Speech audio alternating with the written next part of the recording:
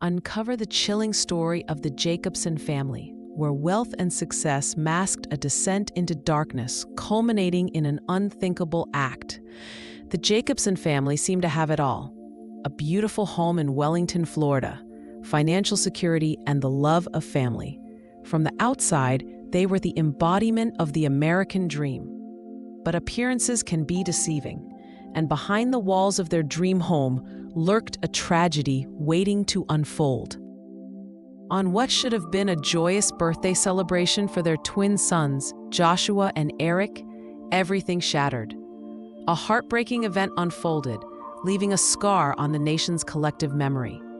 This is a case that will linger in your mind, prompting a haunting question: what could drive a father to commit the ultimate betrayal?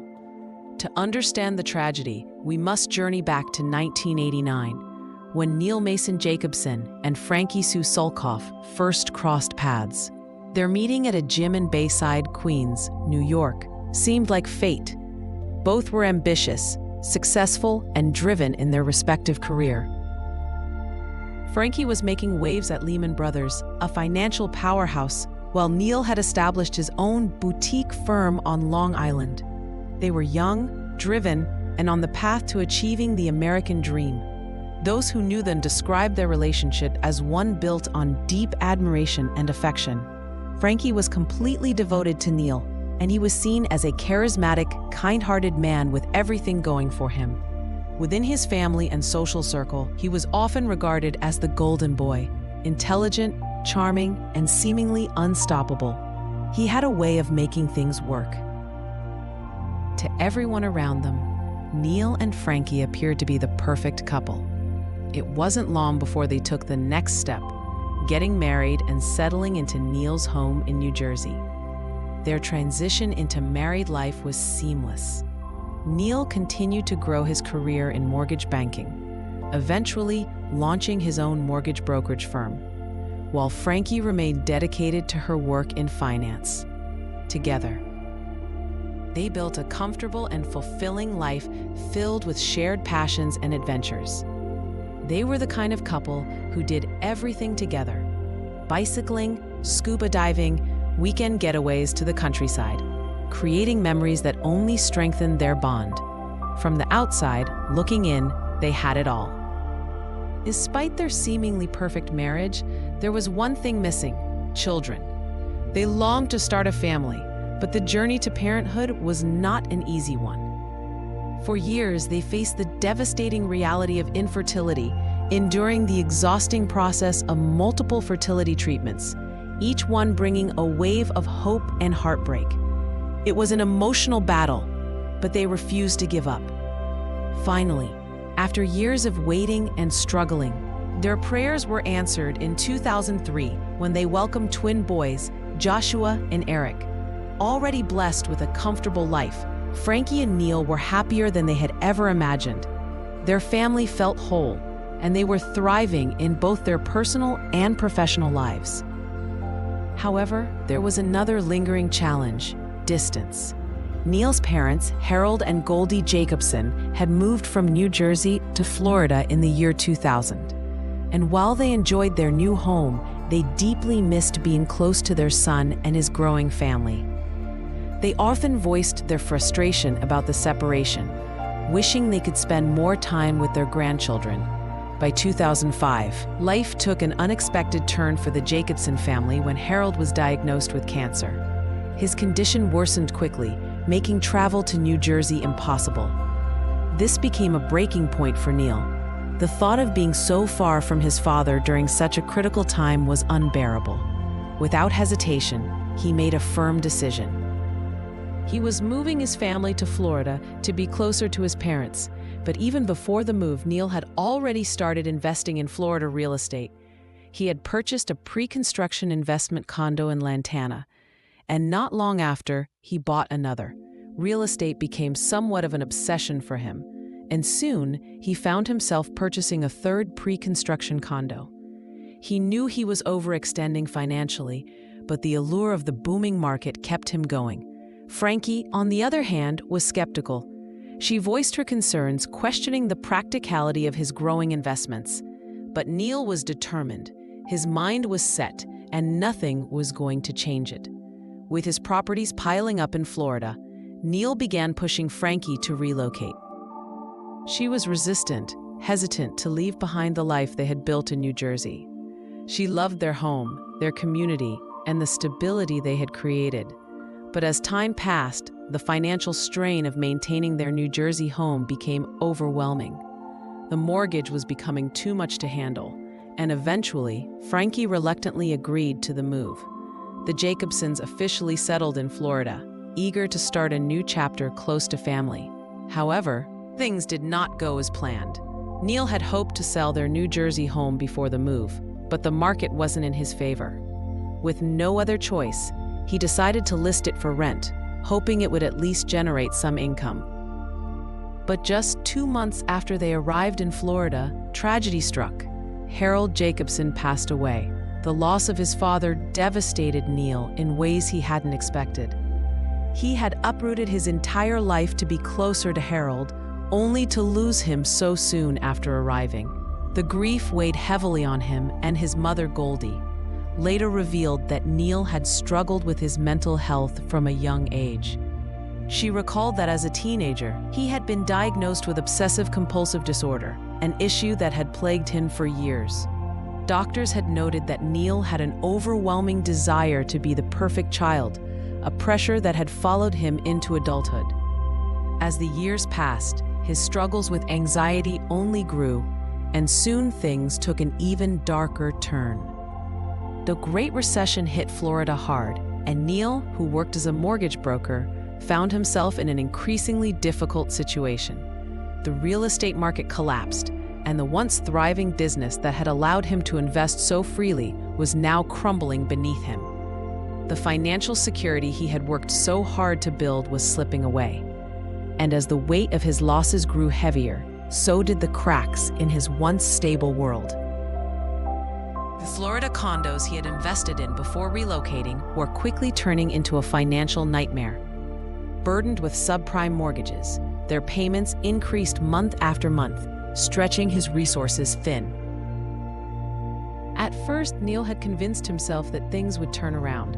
He had always been a problem solver, always found a way to make things work.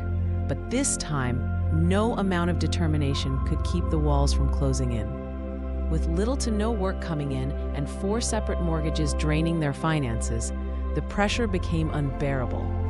At first, Neil and Frankie tried to hold on, dipping into their savings to stay afloat. But as time passed, their financial situation only worsened. Bills piled up, debt collectors began calling, and the stress of trying to keep everything together was pushing Neil to his limits.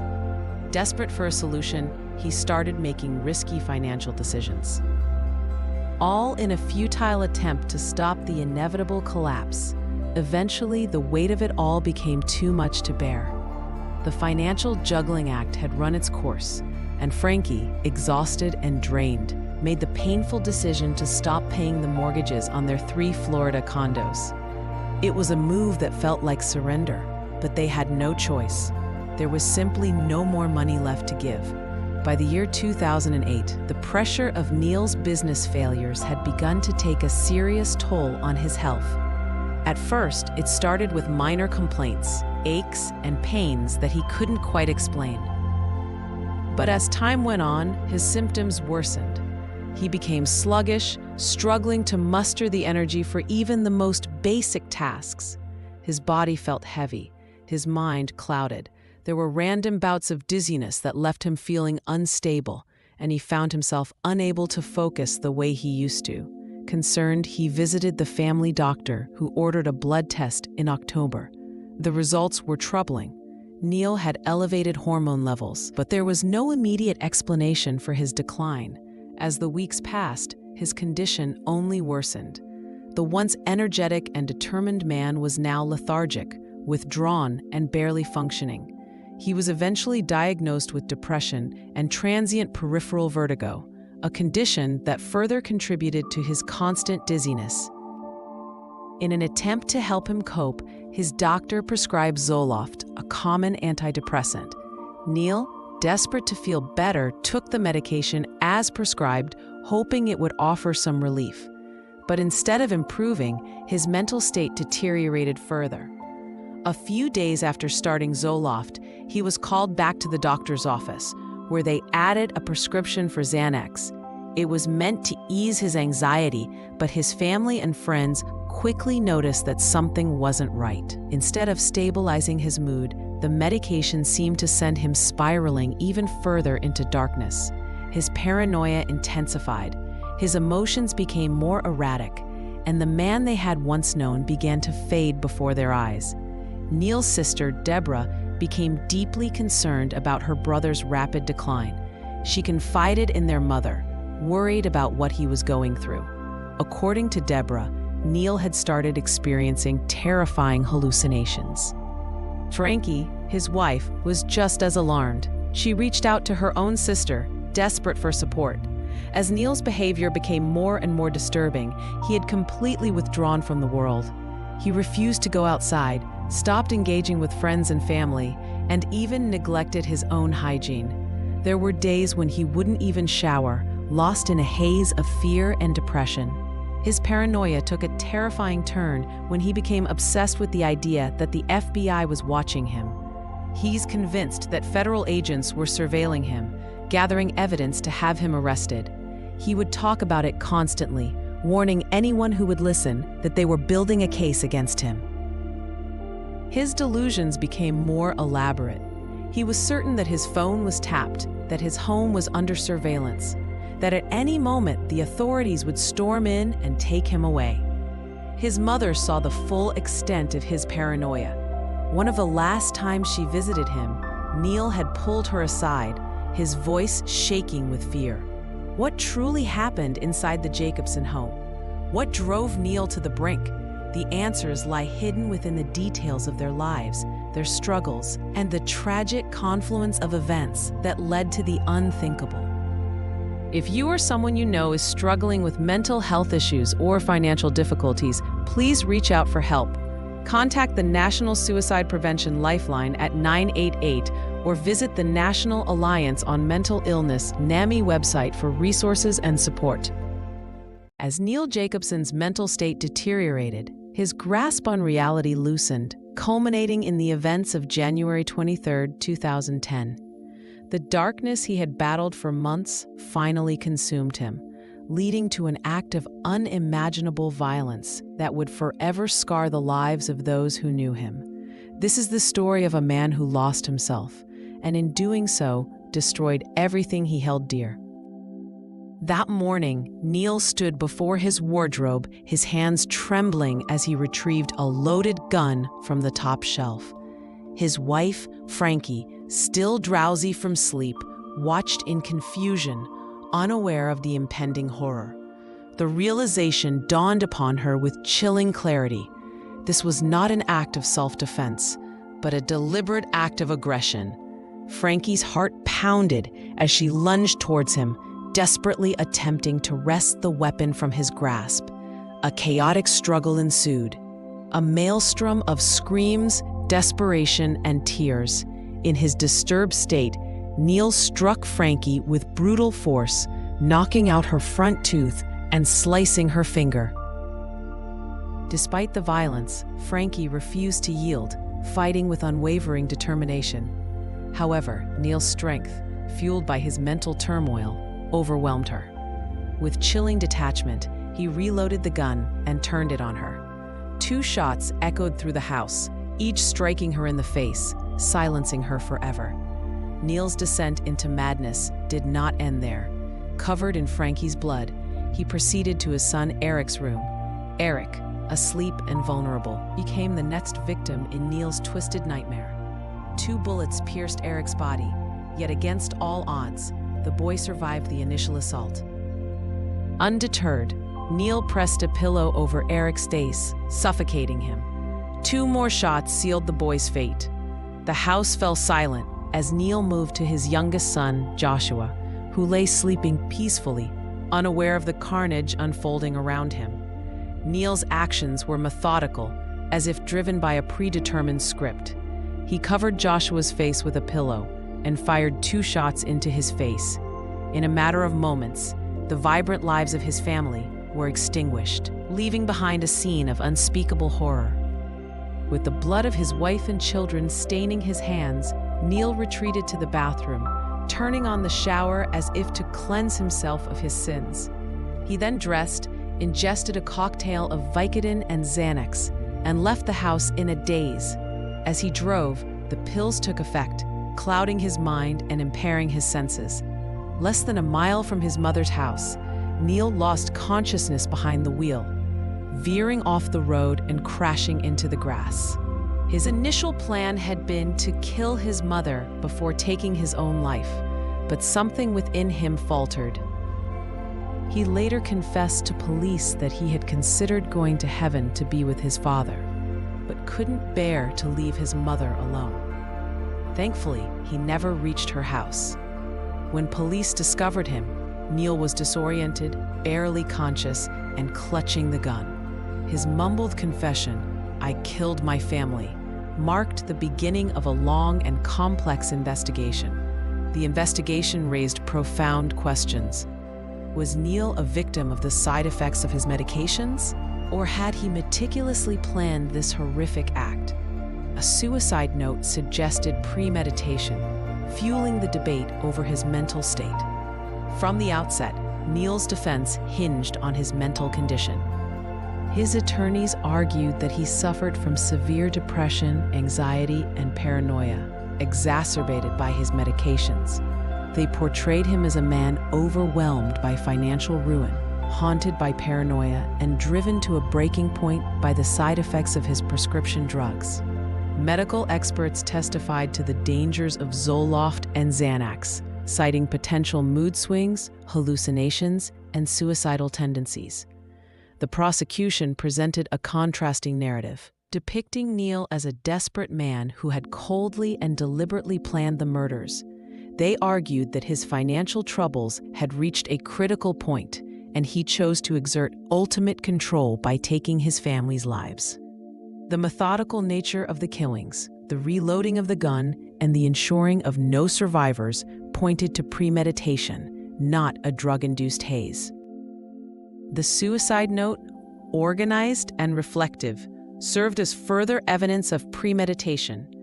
Witnesses testified to Neil's increasingly paranoid behavior, his withdrawal from society, and his wife's concerns about his deteriorating mental state. After days of deliberation, the jury delivered its verdict, guilty on all counts. The judge, acknowledging the tragedy, emphasized that no level of distress excused the murder of innocent children and a devoted wife.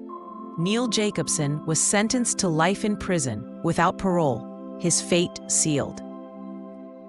For over 13 years, the graves of Frankie, Eric, and Joshua remained without headstones. In 2023, thanks to an anonymous donation and the support of the local Jewish community, headstones were finally installed to honor their memory. This case raises questions about the impact of psychotropic drugs and the pressures of personal and financial crises. Neil Jacobson, in later interviews, attributed part of his actions to the side effects of the prescription drugs, describing increasing paranoia and insomnia. Thank you for diving into this case with us. If you found this story compelling, don't forget to hit the like button. It really helps support the channel. Make sure to subscribe to Into the Crime Depths for more deep dives into the darkest corners of true crime. And don't forget to ring the notification bell so you never miss a new investigation. Until next time, stay curious and stay safe.